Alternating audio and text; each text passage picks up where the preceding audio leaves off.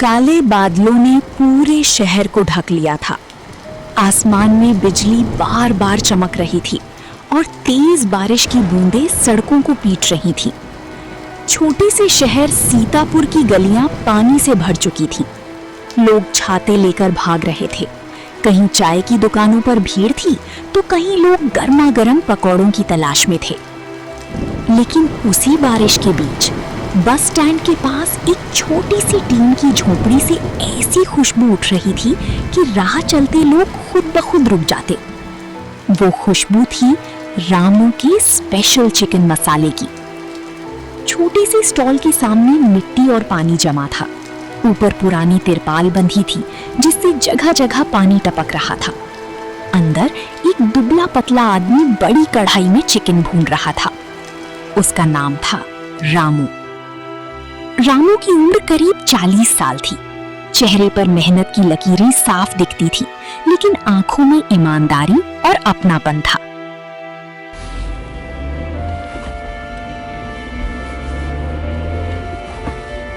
एक रिक्शे वाला भीगते हुए बोला, अरे रामू भैया, आज तो खुशबू पूरे मोहल्ले में फैल रही है। रामू मुस्कुराया। बारिश में मसाले का असली मजा आता है भाई। उसने गर्मा गर्म चिकन मसाला प्लेट दे दी। भाप उठी तो आसपास खड़े लोगों के मुंह में पानी आ गया। लो, गरम गरम खाओ। रिक्शे वाले ने पहला निवाला खाया और बोला, वाह, कसम से रामू भैया, बड़े होटल वालों में भी इतना स्वाद नहीं है। भाई, खाना पेट ही नहीं, दिल भी भरना चाहिए। उधर घर पर उसकी पत्नी शांति सिलबट्टे पर मसाले पीस रही थी। बारिश की आवाज मिट्टी के घर की छत पर लगातार पड़ रही थी। शांति बेटी गुड़िया से बोली, जरा वो लाल मिर्च देना बेटा। गुड़िया छोटी सी बच्ची थी। वो मासूमियत से बोली, अम्मा, पापा कब आएंगे? शांति मुस्कुराई, जब सारे ग्राहक खाना खाकर खुश हो जाएंगे। घर में गरीबी साफ दिखती थी, लेकिन उस घर में प्यार और मेहनत की कमी नहीं थी। शांति खुद मसाले तैयार करती थी। हल्दी, धनिया, काली मिर्च, लौंग, दालचीनी, सब कुछ हाथ से पीसती। इसी वजह से रामू के चिकन मसाले का स्वाद पूरे शहर में मशहूर था। उधर बारिश लगातार बढ़ती जा रही थी। रामू के स्टॉल के सामने लंबी लाइन लगी थी। लोग छाता पकड़े इंतजार कर रहे थे। तभी सड़क की दूसरी तरफ एक बड़ी चमचमाती गाड़ी आकर रुकी। उस गाड़ी से उतरा एक आदमी महंगे सूट में। उसका नाम था विक्रम। विक्रम शहर के सबसे बड़े रेस्टोरेंट रॉयल तड़का पैलेस का मालिक था। उसने दूर से रामू के स्टॉल को देखा। उसके चेहरे पर जलन साफ दिखाई दे रही थी। एक सड़क छाप आदमी और इतनी भीड़। उसके साथ खड़ा मैनेजर बोला, सर, लोग कहते हैं कि उसका मसाला बहुत स्वादिष्ट है। विक्रम का चेहरा लाल हो गया। बारिश की बूंदें उसके महंगे जूतों पर पड़ रही थी। वो गुस्से में बोला, कुछ करना पड़ेगा। रात गहराने लगी। रामू भीगते हुए काम करता रहा। तिरपाल से पानी टपक टपक कर उसके कंधों पर गिर रहा था। तभी उसका दोस्त छोटू बोला, रामू भैया, आज बहुत बारिश है, दुकान बंद कर दो। रामू मुस्कुराया। और जो लोग गरम खाना खाने आए हैं, उनका क्या? लेकिन तुम खुद भीग रहे हो। गरीब आदमी अगर बारिश से डर जाए तो चूल्हा कैसे जलेगा? छोटू चुप हो गया। उसी समय एक बूढ़ी औरत वहां आई। बेटा, आधी प्लेट मिल जाएगी क्या? रामू ने उसकी हालत देखी। अम्मा, पैसे रहने दो। उसने पूरी प्लेट भर कर दी और साथ में 2 रोटियां भी रख दी। बूढ़ी औरत की आंखें भर आईं। भगवान तुम्हारा भला करे बेटा। रामू बस मुस्कुरा दिया। दूर खड़ा विक्रम ये सब देख रहा था। उसके चेहरे पर गुस्सा और बढ़ गया। यही ड्रामा करके लोगों का दिल जीतता है। कल सुबह नगर पालिका वालों को भेजो, बोलो कि ये गंदगी। जी सर। अगली सुबह बारिश चालू ही थी। जगह जगह कीचड़ था। लोग घरों से कम निकल रहे थे, लेकिन बस स्टैंड के पास वही खुशबू फिर हवा में फैलने लगी। रामू की पत्नी शांति एक पुराने डिब्बे में मसाले भर कर लाई। उसने रामू से कहा, सुनो, घर में आटा कम बचा है। रामू थोड़ा चुप हो गया। आज की कमाई से ले आऊंगा। शांति मुस्कुराई। तुम चिंता मत करो, भगवान मेहनत का साथ देता है। रामू ने उसकी तरफ देखा। यही औरत थी जो हर मुश्किल में उसका हौसला बनती थी। तभी गुड़िया दौड़ते हुए आई। पापा, पापा, बारिश में स्कूल बंद हो गया।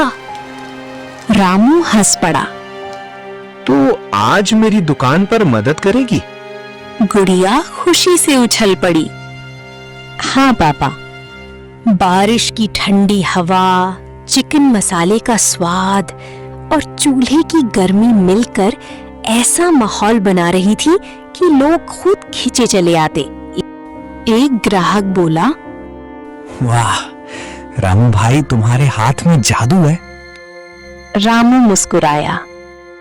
जादू नहीं भाई, बस मेहनत है। उसी समय अचानक 2 नगर पालिका कर्मचारी वहां आ गए। उनके पीछे विक्रम का आदमी खड़ा था। एक कर्मचारी गरजा, कौन है रामू? जी, मैं हूं। तुम्हारा स्टॉल हटाना पड़ेगा। रामू चौंक गया। क्यों साहब? शिकायत आई है कि यहाँ गंदगी फैलती है। पास खड़े लोग भड़क गए। एक ग्राहक बोला, अरे झूठ बोल रहे हैं, यहाँ सबसे साफ खाना मिलता है। लेकिन कर्मचारी नहीं माने। उन्होंने स्टॉल हटाने की धमकी दी। रामू हाथ जोड़कर बोला, साहब, यही रोजी रोटी है। बारिश तेज हो रही थी। गुड़िया डरकर शांति से चिपक गई। तभी एक बुजुर्ग आदमी आगे आया। अरे भाई, इतनी बारिश में गरीब का सहारा मत छीनो। लेकिन कर्मचारी नहीं माने। उन्होंने कहा, ऊपर से आदेश है।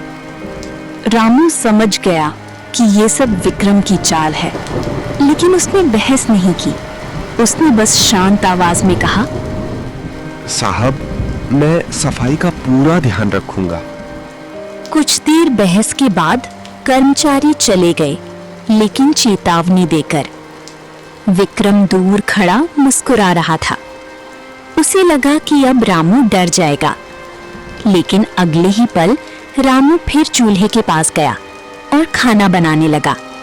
छोटू बोला, भैया, आपको गुस्सा नहीं आता? गरीब आदमी अगर हर बात पर गुस्सा करने लगे तो जिंदगी कैसे चलेगी? शाम हुई। बारिश अब तूफान जैसी हो चुकी थी। सड़कें लगभग खाली थीं। तभी एक बूढ़ा आदमी और छोटी सी लड़की भीगते हुए रामू के स्टॉल पर आए। लड़की की आंखों में भूख साफ दिख रही थी। बूढ़े आदमी ने धीमी आवाज में कहा, कुछ खाने को मिल जाएगा? रामू तुरंत समझ गया कि वे गरीब हैं। उसने पूछा, क्या खाएंगे बाबा? बूढ़े ने कुछ सिक्के निकाले। बस इतने पैसे हैं? इसे संभाल कर रखिए, पैसे नहीं चाहिए, बस आप पेट भर खाइए। फिर उसने गर्मा गर्म चिकन मसाला और रोटियां परोस दी। लड़की खाने लगी तो उसके चेहरे पर मुस्कान आ गई। बूढ़े आदमी की आंखें भर आईं। बेटा, तुम बहुत अच्छे इंसान हो। भूखे को खाना खिलाना सबसे बड़ा धर्म है बाबा। बारिश अब रुकने का नाम नहीं ले रही थी। रात के लगभग 9 बज चुके थे, लेकिन फिर भी रामू के स्टॉल पर लोगों की भीड़ लगी हुई थी। कढ़ाई में चिकन मसाला धीमी आंच पर पक रहा था। गरम मसालों की खुशबू बारिश की ठंडी हवा में मिलकर ऐसा एहसास दे रही थी कि लोग दूर दूर से खींचे चले आते। उधर वही बूढ़ा आदमी और उसकी पोती खाना खाकर संतुष्ट बैठे थे। पोती खुशी से बोली, दादाजी, इतना स्वादिष्ट खाना मैंने कभी नहीं खाया। बूढ़ा आदमी मुस्कुराया। उसने रामू की तरफ गौर से देखा। रामू अपने ग्राहकों को खाना परोसने में व्यस्त था। बूढ़ा आदमी मन ही मन सोच रहा था, आज भी दुनिया में ऐसे लोग हैं जो इंसानियत नहीं भूले। तभी अचानक पुलिस आकर स्टॉल के सामने रुके। उसके साथ फूड इंस्पेक्टर भी था। लोग घबरा गए। इंस्पेक्टर गरजा, कौन है रामू? जी, मैं हूं साहब। उसी समय विक्रम अपनी बड़ी गाड़ी से उतरा। उसके चेहरे पर चालाक मुस्कान थी। विक्रम नकली चिंता दिखाते हुए बोला, साहब, मैंने शिकायत की थी। ये आदमी सड़ा हुआ चिकन और मिलावटी मसाले इस्तेमाल करता है। बारिश में बीमारी फैल सकती है। झूठ बोल रहा है। रामू भैया ऐसा नहीं कर सकते। जांच होगी। अगर सब ठीक हुआ तो कोई दिक्कत नहीं। अब क्या होगा? शांति ने धीमे से कहा। सच का डर नहीं होता। कुछ मिनटों तक सन्नाटा छाया रहा। विक्रम के चेहरे पर आत्मविश्वास था। उसे पूरा यकीन था कि गरीब आदमी डर जाएगा। लेकिन तभी एक फूड इंस्पेक्टर बोला, सर, सारे मसाले बिल्कुल शुद्ध हैं। विक्रम का चेहरा उतर गया। क्या? इंस्पेक्टर बोला, चिकन भी ताजा है, सफाई भी ठीक है। वाह रामू भैया, हम जानते थे। विक्रम घबरा गया। नहीं साहब, ये लोग आपको बेवकूफ बना रहे हैं। तभी वही बूढ़ा आदमी धीरे धीरे आगे आया। इंस्पेक्टर उसे देखते ही चौंक गया। साहब, आप? विक्रम भी हैरान रह गया। ये कौन है?